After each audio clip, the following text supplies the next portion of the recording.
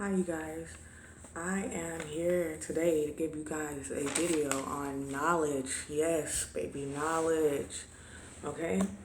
And this knowledge would be based on the knowledge of your credit, right? Let me fix my camera, right? Okay. This knowledge today will be about credit. Yes, I said it, credit. Things that we are all scared to go running towards, right? Okay. Now, we're on a road right now to financial freedom. Let me first let you know that I am a financial and a life coach, and I'm here today to give you information about credit and how to build your credit in ways that your credit affects you long term and short term, right? Okay. If I'm looking down, I'm looking at my notes, so that's what it is. Okay. Okay, first thing first is knowing who the credit bureaus are. There are three major credit bureaus. There's more than that, but it's three major ones, right? And this is the credit bureaus is basically a reporting agency that report everything that you do as far as applying for loans and making payments on different things that you purchase, and things that you apply to. It gives it gives them all what you do, and they put it together in a profile, right? And then on that profile, based on what you've been doing, they give you a score based on all of it together, right? Okay, that's what that is, right? Okay. Now, now that you know who they are and what they do, now you have a better understanding of what's going on here. Okay, they are not a government agency; they're just a regular entity that provides information to different places about you, telling your business to other people. Basically, when you mess up, they tell it. Whatever you do, they tell it. Okay. Credit is a form of leverage. Credit is like an emergency lifeline, right? It's like giving oxygen to you when you're low on oxygen, if you know what I mean. Like it helps you when you need it, right? Okay. Okay. Next is what makes up your credit score. There's 5 different areas that make up your credit score. One being payment history, right? Now, this area it makes up 35% of your credit score. 35%, you guys. 35% of your credit score is based on your payment history. Your payment history is what you do, what you make on time. Payment history and what you do and what you make late. It does the bad and the good. And the good does not affect you as much as the bad does, right? The good, they just bump your points up a lot. The bad, they down your points extremely a lot, much more, right? Okay, so it's very important to make your payments on time. Whether you have a credit card, make your payments on time. And then you can even get points put on there, more points by making your rent payment on time, paying your bills on time, right? They just added to where you can do your bills now, like your utility, your rent, any kind of bill that you have, cable bill, whatever. You can report that you've been paying those payments on time, and they'll give you a boost in your credit score on that too. So we'll talk about that in another video probably. But like I said, 30 days late will impact you. A late payment consists of you not paying a payment for 30 days or more, right? And then it gets worse if you don't pay it longer than that, okay? So 30 days, say for instance, you go to the mall with your friends, right? And this is day 30, and you're like, okay, well, I'm gonna make the payment when I get out of here. But then y'all stay too late. And then the 30-day passed to day 31, right? And you still haven't made the payment.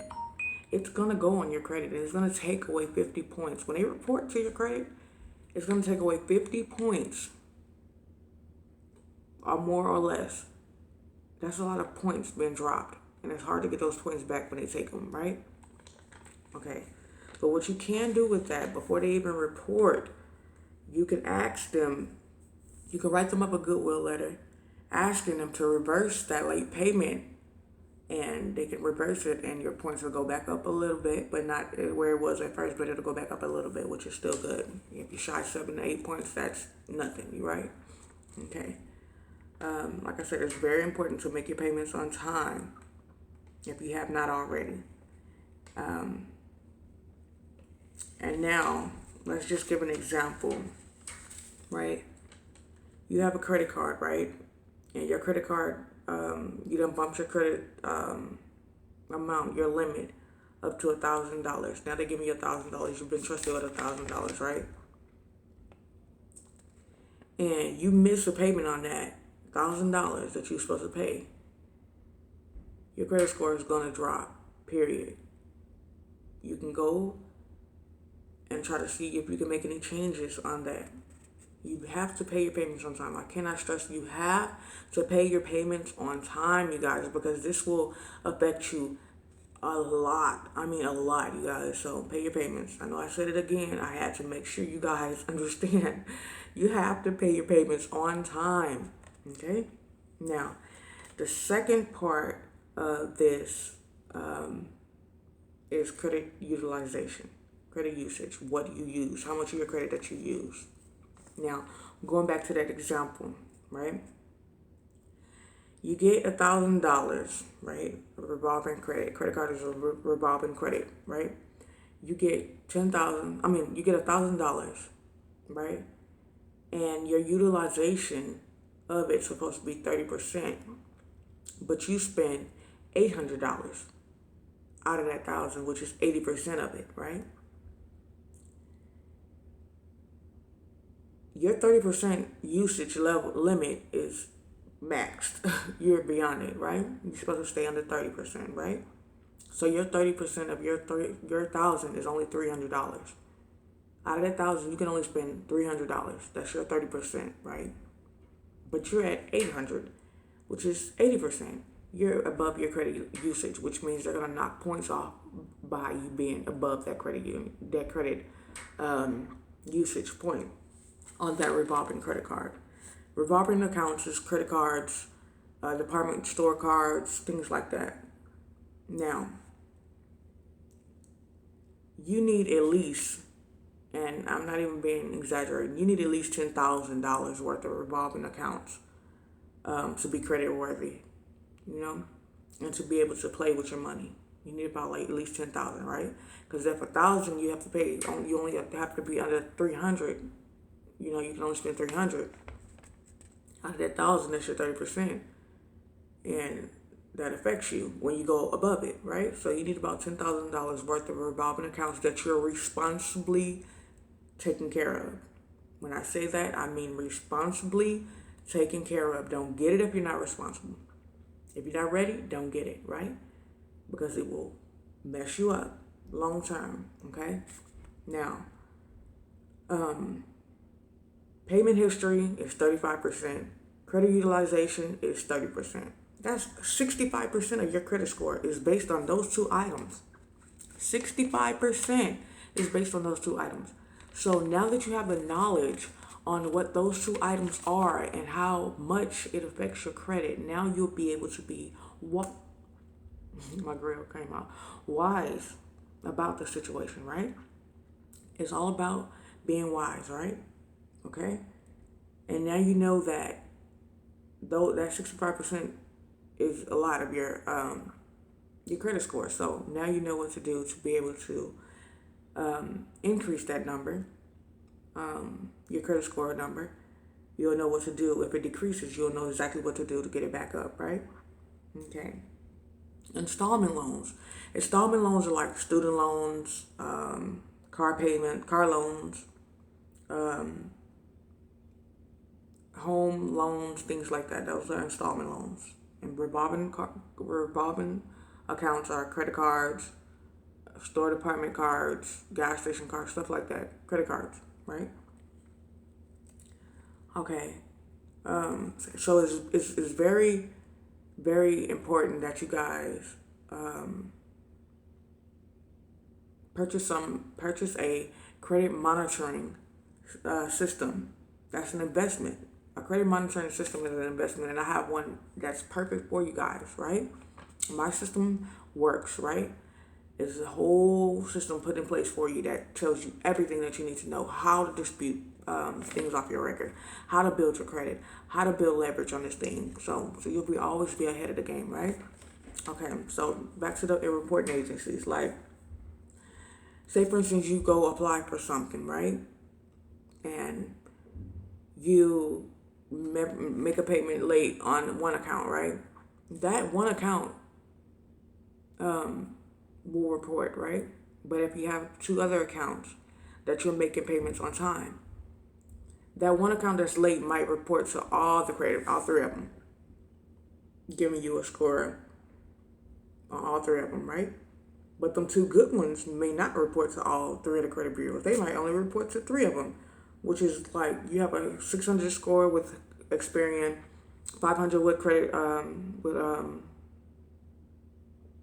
Experian, and then 500 with Equifax, and 400, 600 or something like that with TransUnion. The reason is that your numbers is all out of whack is because some people may not report to all three, so you're gonna get different scores regardless, because some people may report to all three and some may not, so that's where your different scores come in at, right? And it's not about the score, it's about the information that you know about your score. If you follow them tips, you don't have to even worry about the number. If you're doing the tips, like paying your payments on time, stand under the credit utilization. Now, the credit usage is 30%, right? I need you guys to stay at 10%. It looks much more better. Stay at 10% of that, right? And not only that, your credit needs to be good for a reason. First of all, people treat you differently when you have good credit, right? You become Mrs. Hall versus that lady's over there, she needs help, right? You become Mrs. Hall. What do you need next? Like, what can I offer you now? Do you want a year of free car washes? Like, what do you need? Let me help you. Let me give you more than what you're asking for, because your credit score is up in the numbers. I can trust you. What's up? Mess with your girl. You feel me? You'll be at that level and everybody wants to be respected, right? You get treated much, much better when you have what you need.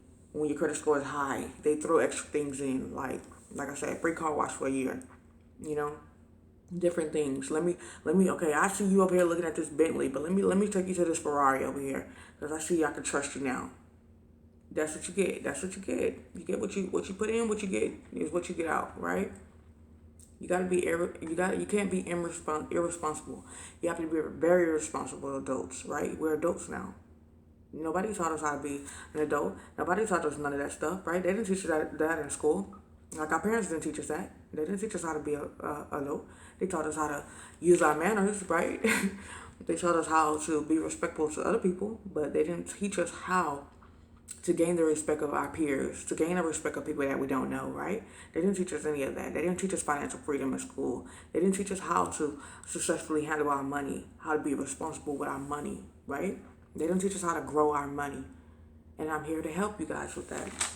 Now, moving along, it's very important that you guys look at your credit report. Look at your report. Stop being afraid to look at your credit report. And you need to look at it frequently, regularly. You need to constantly be looking at your credit report, right? That's important, right? Now, like I said, you need to purchase a credit monitoring system that works, and I have one for you guys, right? If you need it, you can leave your email down low in the box down low, and I will contact you and let you know more information about this system. And I'm going to explain the system later on in this video. This video may or may not be lengthy, I don't know, depending on the way I present it. I'm not sure, but hopefully I'm presenting it to you guys in a way that y'all can understand how important it is to have credit, how important it is to build credit.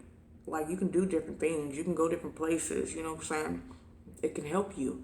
You get on an airplane, they're telling you got 10 free flights now because you have an 850 credit score or better, They're telling you that you can sit in first class. You know what I'm saying? One free night on in a Bahama motel because you have good credit. Like, come on, bro. You gotta get that credit up. I'm telling you, you get respect in these streets. I'm telling you, okay. And like I said, you need it, right? Okay. Now, number 3, we went over the payment history and the credit utilization. Now, the third one is a mix of, it's called a credit mix of credit, right? Everything that you can apply for, whether it's auto loans, student loans, revolving accounts, utility, mortgage, home mortgage, personal loans. You can have a mix of credit. They mix all those up and give you your number based on that, right? It's harder on credit cards than it is on home and auto loans because home and auto loans have an asset that they can take back from you guys. If you don't pay your payment, they have a hard asset. So it's easier to get a home loan. It's easier to get a car loan, right? Because they have an asset. If you don't pay them, they come in to get their asset. Their asset is their car or their home, right? Credit cards is a lot harder because they don't have any leverage or anything that they can take from you versus just putting your credit score up high. But you can bring that back down. So it's really not something that they can hold on to and say, hey, well, I got this just in case this person don't make a payment on time. I got this just in case the person don't follow through with what we agreed. Okay? Now, that credit mix is everything that you can apply for all together. It's good to have a mix of things that you are applying for because they give you leverage. They give you leverage, you guys. They give you leverage to other people saying, okay, well, I can see that they done managed a couple of different types of loans or a couple of different types of departments. They done apply for a couple of different things and they done handle their business on it. So now I can see if I can trust them with an airplane. I can give them a jet or a, I'm just being a little extra, yeah. But it's out there. It's realistic. You know what I'm saying? It's realistic. You know, so you want to have a mix of things that you're applying for, or have applied for, or purchased and paid for, and all that stuff. You want to have a mix of things, right? Number 4, the fourth thing is the age and the length of your credit, right? 10 years versus 2 years. 10 years of credit versus 2 years. 10 years looks a lot better because they say, okay, well, this person has been paying their bills on time for a very long time. So I know if they come to me and they apply for a loan that's large, that's going to take maybe a 4 or 5 year span to pay it off, I already know I can trust them. They come asking me for $5,000. I can trust them with the numbers, right? They come asking me for $20,000. I can trust them with the number. They come asking me for a business loan. I can trust them because their score is up and the length of their age, of their payment history is very large. They've been doing this for a long time, so they're very experienced in this. So I can trust them to give them this and that, right? So it's very important to have the age. Don't apply for something 6 months later, you quit.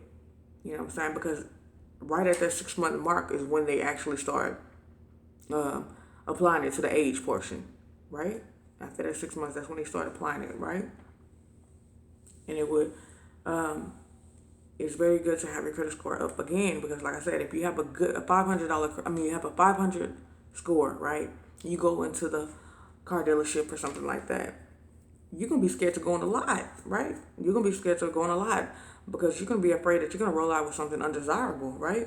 Based on your credit score, and that's not good, right? You want to be able to be confident when you walk on these lots and these places that you're going to. You want to be able to be confident knowing that you're going to get what you want, not having to settle and pick through what they have to offer for you versus what you want, right? Know what you want. You're not going to be able to get what you want with a low credit score, right? Even if your money's up, you can purchase it right out, but who has money to just throw like that, right? And if you do have the money to throw like that, no, no, right? You don't want to. You want to be able to get something that's desirable, something that you want, right? Not something that somebody just give you and say, "Hey, pick through these 3 items, and this is what you qualify for," right? That's not a good feeling. And then they have cars on there like your Honda Accord, 1999, 2006 Chevy Impala. Like, bruh, no, I don't want that. I want what I want. I want this Lexus over here, right? I want this Bentley over here, right? This is what I want. I want this Ferrari over here, right? I want to drop off with something that's gonna fit me, right? I don't want to drop off with something that's gonna be putting down the street 5 days after I buy it, and I gotta get an oil change every six days and all that. I mean, nobody gets oil change. You know what I mean. So don't come for me. Don't come for me. Okay, that's what we want to do, right? Okay.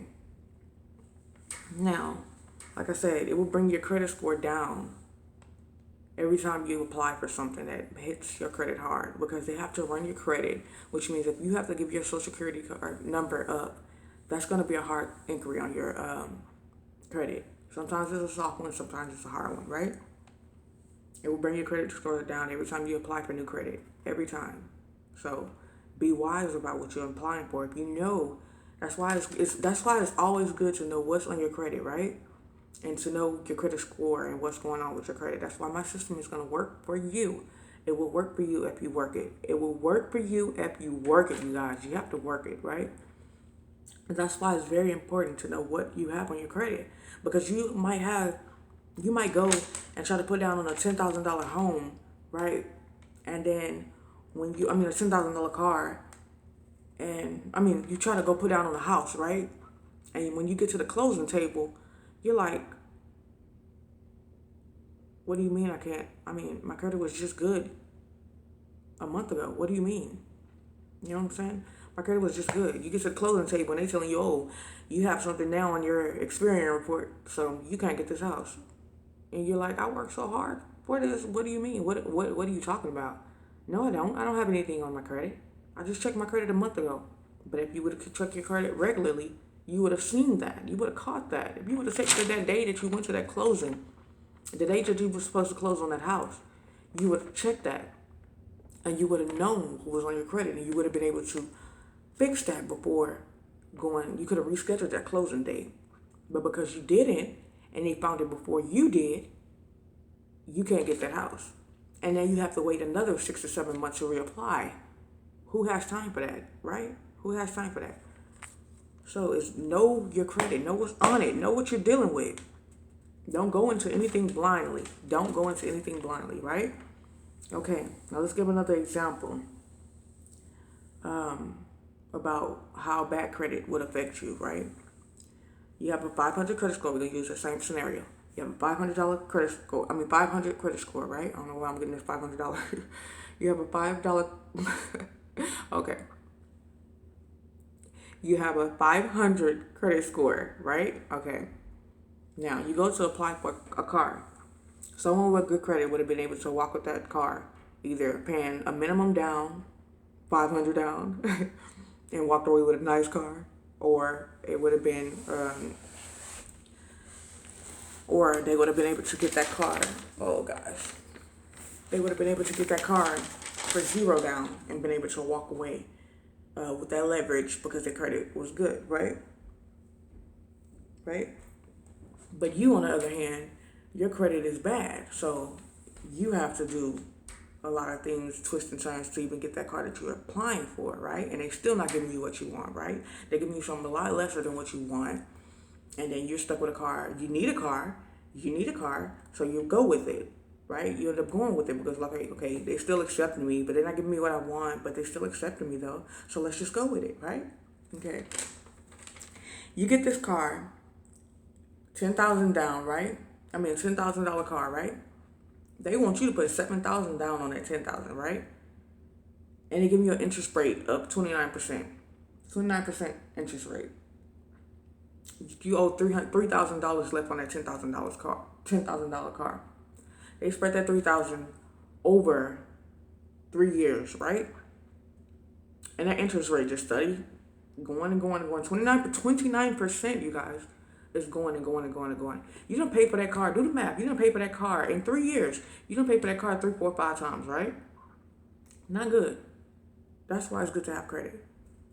You need this credit, right? You need this. This is a necessity, honey. A necessity. You need this, baby. Okay? You need the juice on this, right? Because it's going to help you in any situation. Home. When you get ready to buy your home, you're going to need this. You're going to need it, right? Okay. unless you got the money to pay out. Most of us don't just have the money to just get, hey, here go 50,000. Let me buy this car, right? Here go 200,000. Let me get this house, right? This 1 bedroom, 2 bedroom house, right? With this nice garage. Here go 350,000. Let me get this 5 bedroom house from you real quick. Let me cop that real quick, right? Everybody don't have it like that, right? So we have to have this credit, right? It's very important. It's very important, you guys. You go from a 2 bedroom apartment to purchasing a nice home. You're in a 2 bedroom apartment, you got 10 people up in there, right? That's not good, right? You need that leverage to be able to take it somewhere and take you somewhere. Learn how to work it. Work it, honey. Work it. Work it to get what you want and what you need, and you will be better off, right? Okay. And I know you're getting tired, basically tired of being denied for credit cards, denied for this and denied for that because your credit score is this and that, because you made one little mistake on a $15 payment that affected your score, letting everybody know that you're just irresponsible for 15 fucking dollars, right? Excuse my language, but $15, right? No, we ain't doing that. This is a brand new year. This is 2020 now. Be wise. Be wise. Read the fine print. Them little lines, them little numbers, them little words at the bottom that you just like this little. You know what I'm saying? Saying that your interest rate gonna be 100%. Stuff like that. Read that. Read, my brother. Read. You have to read, because in them little lines at the bottom that they put very tiny, very little for you to see, those are telling you what it really is, right? Read, read, read, read, read, read, read. You have to read, you guys. You have to read, or you will be signing your life away. Don't even know it, right? Read. If you don't understand, ask. Ask. What? Hey, whoa, whoa, whoa, whoa, whoa, whoa. Up here say 10,000. Down here say 200,000. What's going on?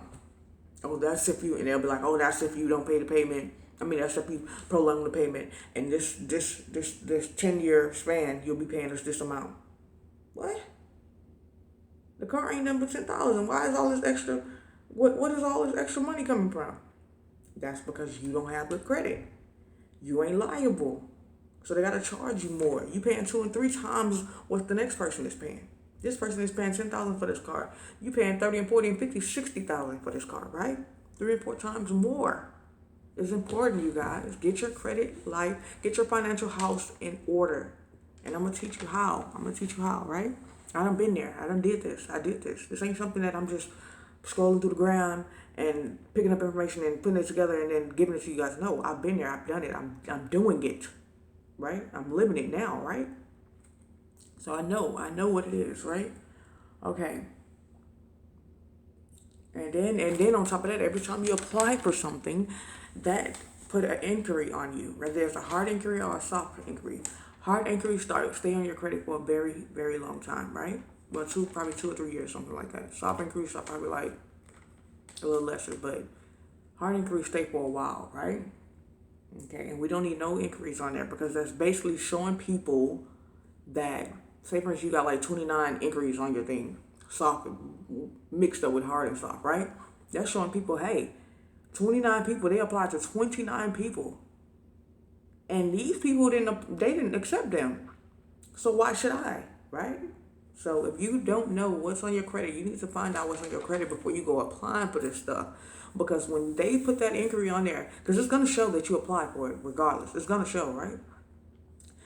Know what's on your credit before you get to applying for stuff. Ask these people, ask questions. Hey, what do you allow? What do you not allow? Like, this is what's on my credit. Now I can tell you what's on my credit. Before you even go check, I can tell you what's on my credit. And you tell me if you can work with that or not before you even run my stuff.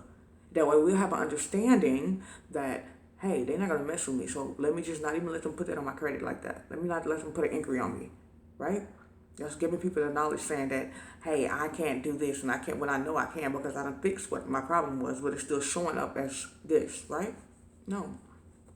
My money is a little up now. Now I can afford this installment loan. Now I can afford this, whatever, right? They'll give you 10,000 on a house. I mean, they'll give you 10,000, 20,000, 30,000 in student loans, but they won't even give you 10,000 on the house. They won't even give you 5,000 on the house, but they'll give you 30,000 in student loans, right? You have to have that credit. You need that juice. I'm telling you. So get your shit together, right? Get your stuff together. Stop playing. You're an adult now. Grow up and get your shit together, right? That's what we doing nowadays. We getting our stuff together. We getting our financial house in order. We want to be having them coins. We want to be rich, right? We want to be millionaires and billionaires, right? You have to build rapport, right? Let's get it. Let's get it. I'm telling you. Number 5, derogatory marks, right? These marks are very bad. These are very, very bad. And they impact your credit very, very much, right? Say you have an apartment that anything, life happens. Anything can happen. You got kicked out your apartment, or you broke your lease, or you or you got evicted. You could have got evicted, right? And they put that number on your whatever the number is. Let's just say it's 3,000, right? They put that 3,000 on your account, right? Who has 3,000 to just even if you do have it, who wants? Let's use those words. Who wants to just give up $3,000 for something that you couldn't get yourself out of, right? And now they put this big old mark. They put this big old collection on your account. Now, it doesn't come into derogatory until you have not paid it for a very extremely long time. This means you have neglected this payment, you have ran away from it, you have no intentions of paying it, period. This is what they're thinking. You have no intentions of paying it. You're running away from it. You've been running away for a very long time. That's a hard mark. It's a collection. But a collection agency had to come call you, you know what I'm saying, asking you for this payment. Where's my money? You know what I'm saying? Where is it at? You haven't been paying us for a very long time. This is years going by. You still haven't paid us, right? It takes 7 to 10 years for the derogatory mark to leave your credit, right? 7 to 10 years. That's a very long. That's 10% of your life if you're lucky, right? 10% if you're lucky. Okay? These things impact you very much, right? Okay. It's very high impact, right? So it's better to make them payments. If you have a derogatory mark, get that stuff off there quickly. Let it come down to a balance that's saying paid off or settled with collections or paid in full, stuff like that. Let that stuff fall off. You know what I'm saying? Now, if it's getting close to that 7 to 10 years, where it's really close to where it's about to fall off, don't even pay it. Don't even worry about it. It's gonna fall off anyway. But if it's fresh and fairly new and you're trying to apply for a house and you're trying to get things done, pay it. They will allow you to break that payment in half. All you have to do is call them and say, hey, I'm ready to make a payment. I'm ready to get this over with. I'm ready to get this off my record. You know what I'm saying? How much do I owe you? How much can I give you to where you can take this payment off of my my credit? I need this gone. I got things I gotta do. Work a deal with me. What can you do? And 9 times out of 10, they will break that payment in half, right? Okay. What's next? Like I said, 9 times out of 10, they will break that payment in half. Now, another way that you guys can build. Now we talked about the 5 ways that build up your credit score. The 5 numbers that build up your credit score. Now we're going to talk about different ways that you can improve that credit score, right? You can get on someone else's credit card and you'll be labeled as an authorized user on someone else's credit card that has been paying their payments on time. Preferably, I would think that you would want to get on somebody's that's paying it 10%, like I said before, 10%, under 10%. Get under somebody that's paying their payment for a very long time. Remember the age. We got to make sure the length of their payments has been a long time. Make sure their credit line, credit limit is up high. Maybe like $15,000 they done got approved for because they don't work their way up. You know what I'm saying? Somebody that has leverage, right? And whatever they have on their credit will go, whatever their credit card history is, it would fall on you, on your credit account, right? Your profile, your credit score. It will raise your credit score based on their years of paying, and it don't matter how many years. It's gonna all affect you from that one credit card. It's gonna upload from that one credit card, right? You don't want to get under somebody that doesn't pay their payments on time, that has a history of missing payments. If they owe you money, really, they ain't even paid you yet. So what makes you think they're gonna pay somebody else, right? You don't want to get under nobody that's like that, right? That's not paying their payment on time. That's always taking things and applying for things and not paying it back. You don't want that because it would affect you long time. Now, if you're afraid of allowing somebody to get under you, you don't have to worry because they're negative things that they're doing. Like if you are the authorized user, or if you are the credit card holder, and you want to say you let your little niece get up under you, right? Under your credit card, you just call your credit card company and say, hey, I want to add an authorized user. And if they want to send a credit card, have them send a credit card to your house. You're a credit card holder. You don't give them the credit card. You don't give your niece the credit card, right? You just have her under your account, and she will benefit from your payments that you're making on time. And any negative stuff that she's doing on her end, on her credit cards, on stuff that she's the card holder on, it won't affect you, right? It only affect her, right? But your positive will reflect on her credit as if she's being positive with it or whatever. So that's another thing. It's called piggybacking, right? Have yourself added to someone else's credit card, and you will adopt that whole credit history, everything that they've been in their account for the last 30 or 45 days, the last couple of years, right? Everything will go to yours, right? The negative will impact will not impact you. Anything negative they do will not impact you because it's on their end. But your positive will reflect on their card, right? Their credit, right? Never, ever, ever, never, ever co-sign for anybody. Never co-sign, right? Whether it be a boyfriend, girlfriend, cousin, dog, don't co-sign for nobody, right? It could be anybody. Don't take that risk, you guys. You do not want to take that risk because you co-sign for somebody, right? So you co-sign for somebody for a car, right?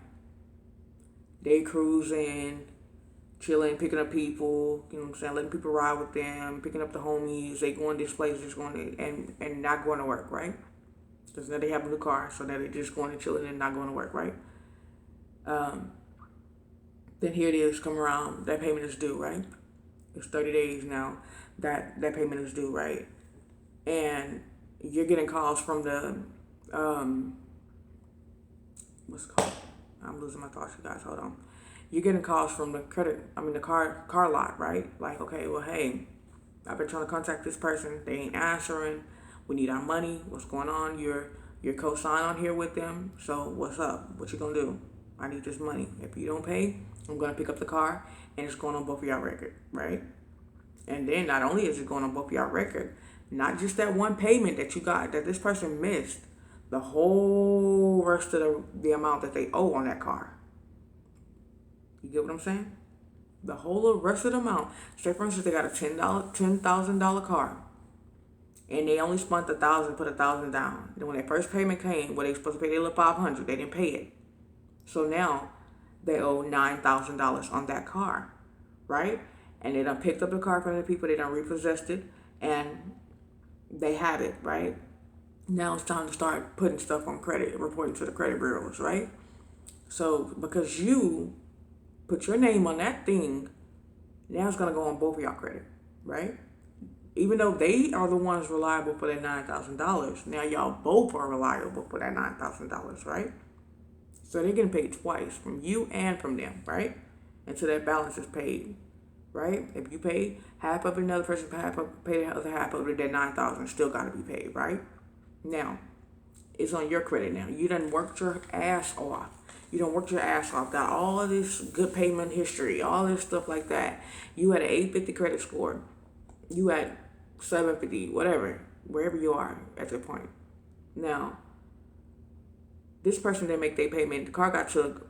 And now you have this big old mark on you now, right? That done boost your 850 down to 6 something. or whatever, however much they take it off, because late payments take off like at least 50 to 60 points. But in your case, it might be different. You never know what they take off. I'm just using a large number that you can understand that how important it is to not co-sign for nobody. Don't co-sign for nobody, no apartment, because when it's time for them to get kicked out, you know what I'm saying?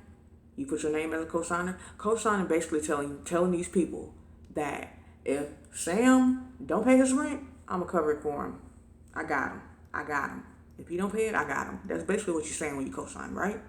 And knowing you really don't got him, you just want to help him out just so he can get his own apartment to get up on his feet. That's all you wanted to do.